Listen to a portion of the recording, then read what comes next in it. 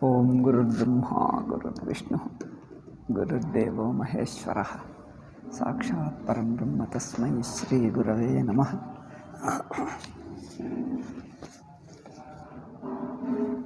Just I read out the 8th and go to the 18th and go to the 19th. Yada viniyatam chittam atmanyeva vatisthate nispruhas sarvakamebhyo yukta ityuchyate tada. I tell briefly about it. Yada viniyatam chittam, when the mind which is concentrated.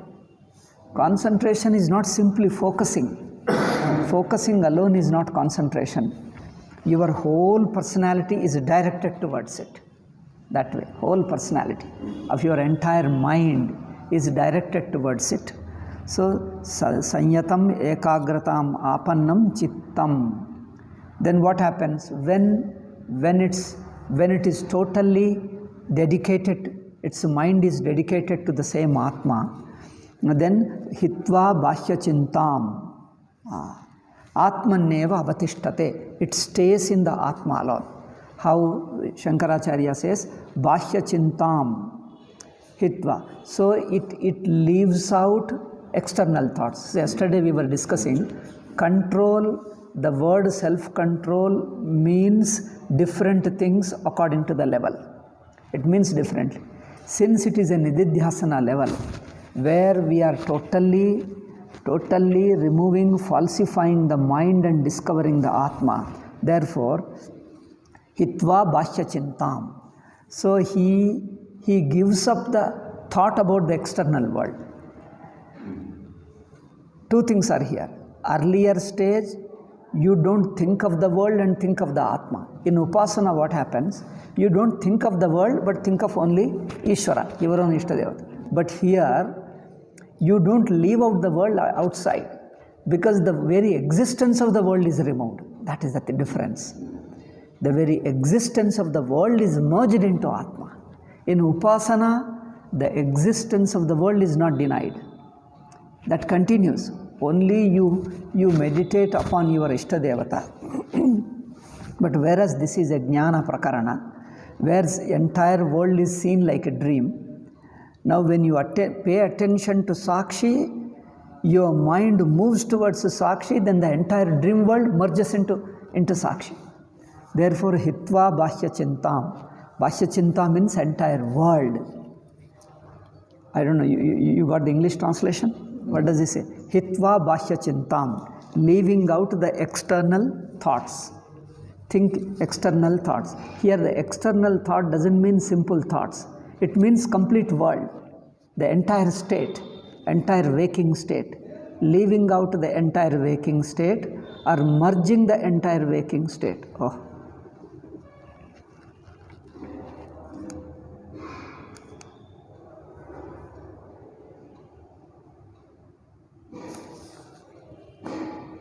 Now, how do you do that? How do you stop thinking about the external world?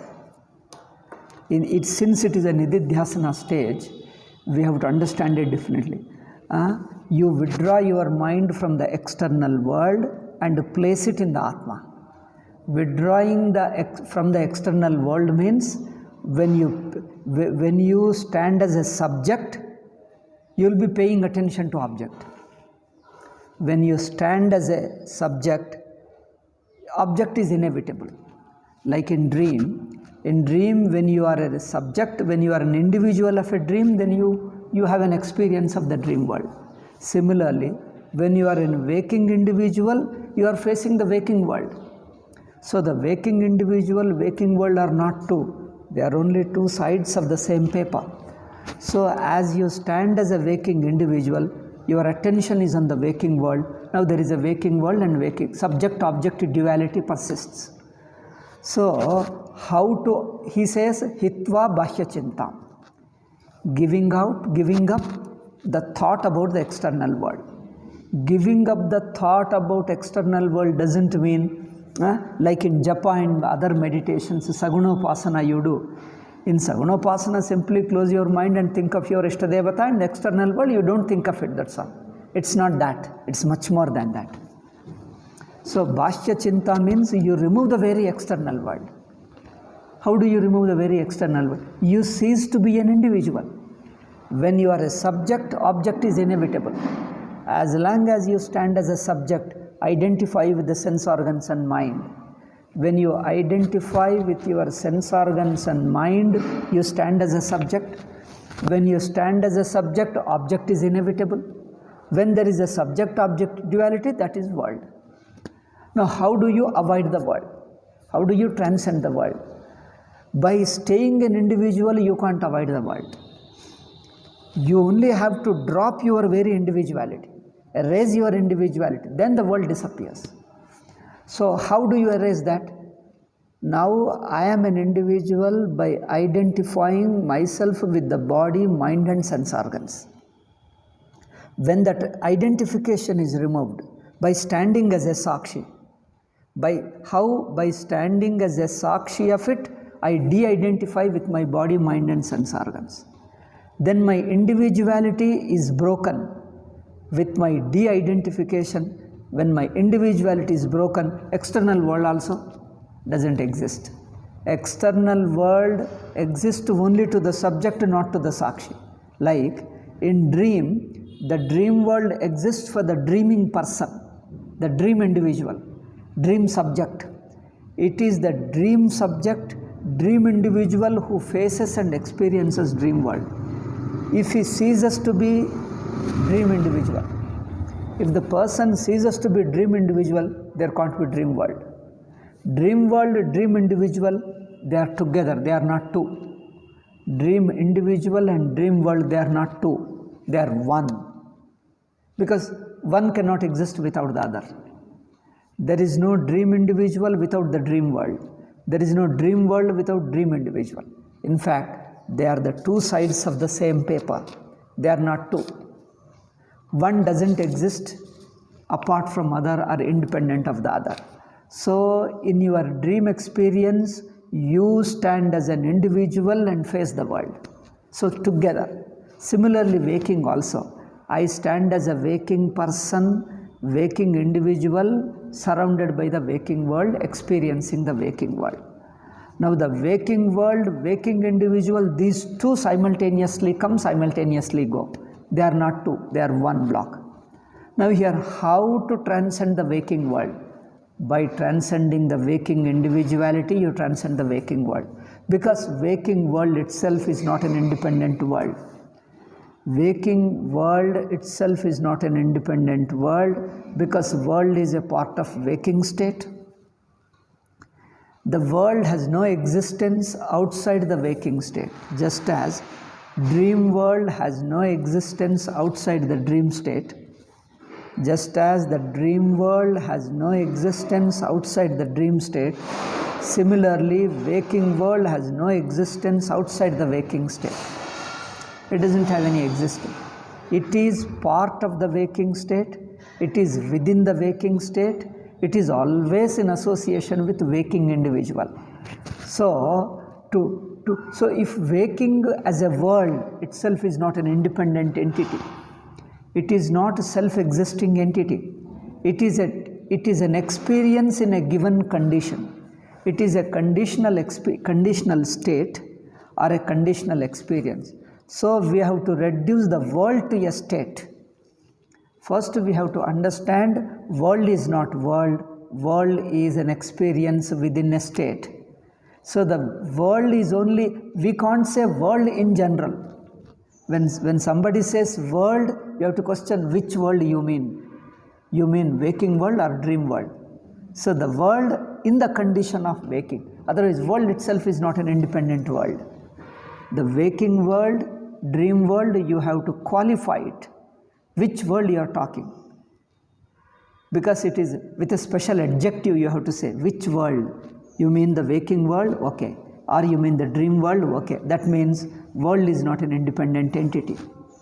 World is limited to a state.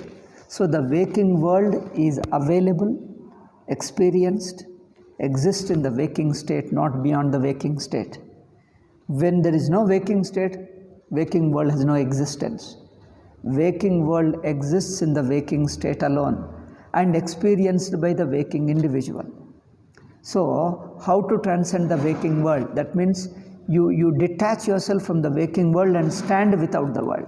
That's possible only when you detach yourself from the waking individuality. Waking individuality itself is a put up, imposed one, adhyasa it is. It is imposed one, it is not your natural existence. Because you can stand without the waking individuality. You can erase your waking individuality, you can drop individuality and still survive. That shows that Atma exists without being a waking individual, without being a waking individual. So waking individual is a tentative state. It is not absolute reality. And as a waking individual, you face the waking world. You drop, you erase the waking individuality, waking world has no existence. See, this is the easy way of transcending the world, and the world ceases to be there for your existence. Just like a dream. Dream itself is not an independent entity. It is subject to the dream state. Similarly, waking world is subject to the waking state alone. You experience the world in the waking state. As long as you are in the waking state, you experience a world, you influence the world, you use the world, and that world also influences you, only you as a waking individual. Just as dream world influences a dream person, not the waking person, not anybody else. Dream world influences the dream individuality, but in the waking, dream world has no role to play. It doesn't exist at all. Dream world has no existence for the waking person. Waking world has no existence for the dream person. See, waking world has no existence for the dream person, because waking world has to exist in the waking time and space. In the waking time and space alone, waking world exists. It can't go beyond the waking time and space and extend into dream. It can't go. It doesn't exist. Similarly, dream world also exists only in the dream time and place to the dream individual. It can't come out of it. If you come out of the dream, then the world ceases to be there. There is no world. Similarly, you belong to the waking world.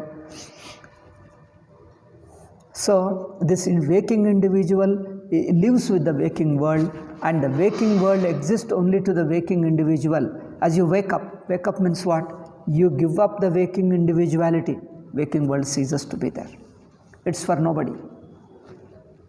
Therefore, bhashya chintam hitva, by giving up the external thought, giving up the external thinking about the external world. First, the very idea of external is due to you standing as an individual of the waking. Now, how to avoid the external world? By only removing your individuality, the world disappears. World and you, they go together as one block. So when you pick up one, both of them come together. Okay, so you erase your individuality, the world disappears. You stand as a Sakshi. For Sakshi, who is a witnessing consciousness, there is no waking world, nor there is a dream world. So the witness of waking state and dream state has no world. There is no world at the level of Sakshi. At the level of witness, there is no world. World exists to the waking individual, waking jnata, waking knower. The waking world exists to the waking knower, dream world exists to the dream knower.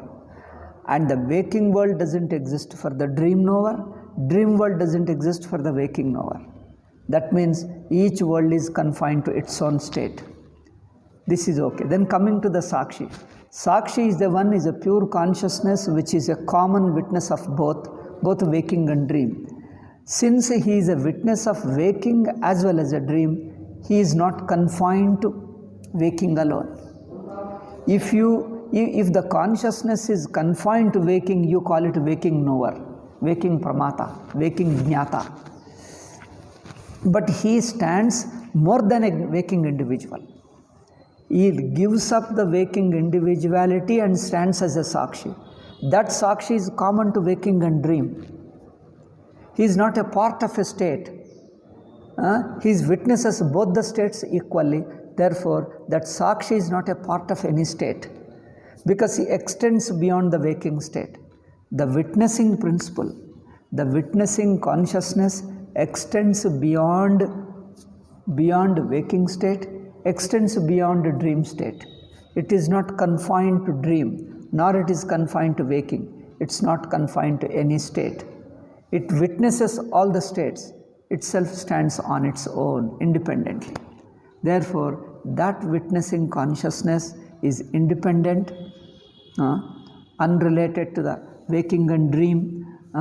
Therefore, it stands on its own independently. So that if we recognize, he is free. Therefore, giving up the external thinking, what does it mean? Giving up the external thinking doesn't mean simply closing your eyes. Doesn't mean simply paying your attention to something else. When your mind is occupied with one object, it can't think of another object. That is okay in Upasana, but in Vedanta, that kind of avoiding the world doesn't solve the problem. If your mind is paying attention, now suppose I am reading a book. If I am concentrated here, I cannot think of the other world. But that doesn't mean other world doesn't exist. Therefore, to remove the very existence of the world, first to see the world as a part of a state. Then the state is experienced by a waking individual. Then the waking individual and the waking state, everything goes together as a one block. It transcends. Transcends means he as a consciousness of the waking is not a part of waking, he is independent of waking. See, he is aware of the waking but not a part of a waking. That's a difference. This is the most important. The witnessing consciousness is not part of waking. But the waking individual is within Sakshi, within consciousness. Waking individual or dream individuality. They are both within Sakshi. But Sakshi is not confined to any one state. Sakshi is not confined to any state. But to live in a state, you have to be an individual pertaining to that state. You are an individual pertaining to that state, experience the world in that state, and if you come out of the state, you cannot have that world. But you continue to exist. When you come out of the state, you continue to exist, but there is no world for you. Like this, Bhashya Chintam Akrutva Hitva, he says. Then what happened? Atmanyeva Kevale Avatishteta. You stand as an Atman. You stand as an Atman alone. Who is to stand? Mind. How can the mind, shakes off the world? The mind itself assumes the shape of the world, subject and object, time and place. It is the mind assumes the shape of the world. That mind should relieve from the shape of the world. The mind should be relieved from the shape of the world. When it doesn't assume the shape of the world, mind becomes independent. Okay, so then that mind, what should it do? It should merge into consciousness. How does it merge? Because mind is nothing but like a wave in a water. Mind is not an entity. Mind itself is not an entity independent of witnessing consciousness. Independent of witness, mind has no existence. Individuality has no existence apart from Sakshi. The Sakshi is wrongly seen as an individual. The witnessing consciousness who witnesses the entire state is wrongly taken as an individual experiencer of waking or dream, any one state. So here, he has to be detached from the individual. Then what happens? Once you detach from the individual, stand as a Sakshi, your individual body, mind and sense organs go away, along with it the world also goes away. Therefore here, stopping the thoughts about the external world only means not only thoughts are stopped, the very existence of the world is debunked. Very existence of the world is removed. Bhashya Chintam Atmanyeva Kevale Avatishteta. He should stand as a bare Atman alone, simple Atman alone. To stand as an Atman you are not a separate being, go and merge into it. That I have been never, then what is the right understanding? That I have never been away, that I have never been another person other than the Atma. I have been the Atma, I am the Atma, I shall remain the Atma. Atma is the pure existence or pure consciousness. This is what continuously is, unbroken. Therefore, anyena kevalo avatishtate swatmani sthitim labhate ityartaha. So, without thinking about the external world means without being an individual. See, that meaning has to be understood this way. Without thinking of the external world, how does common man understand? Without thinking the external world, as long as you remain an individual, whether you think of the external world or not, you are with the world. Therefore, that very individuality has to be dropped in order to drop the world. Because world is a world only through the waking individual. It is the waking individual that has to be dissolved, then the world dissolves on its own. You don't have to say anything. Therefore, kevalo avatishtate swatmani. He remains, he loses his individuality even, becomes one with Atma. Once you become one with Atma, there is nothing apart from you. Swatmani sthitim labhate ityartaha. Nispruha sarva kamebhyo. How is it possible that he detaches from the world? When he becomes nispruha, detached, uninvolved, sarva kamebhyo, from all the desires. See, what is desire? Desire is a wish. Desire is a wish. What do you wish? We wish anything other than, anything that is not yet available. What is already available you can't wish because already available. So anything is not yet got, not yet obtained, that's what I want. This is the human nature. Therefore, he says, free from all desires. What does free from all desire mean? Desire always aims for something which I don't have. Free from desire means don't look for what you don't have, see what you already have. See what you already are. Look at what you already are and don't look for what you are not. What you are not. So, look for what you are. So, nispruha sarva kamebhyo. Then that is the easy way of getting up a desire. Okay? Sarva kamebhyo. Nirgataha drishta drishta vishayabhya sprsha trishna yasya yoginah sayuktaha. Such a person, when he drops off, erases his individuality, he stands as Atma. It is not that he erases the body and merges into Atma. There is nothing to merge. You erase the connection with body, mind and sense organs, then you are consciousness. You are the Sakshi. So, such a person is called Yukta. He understands that he is inseparable from the infinite consciousness, because any thought, any consciousness is part of consciousness. Consciousness is universal. Consciousness is whole cosmic or whole world. Therefore, a person who understands this,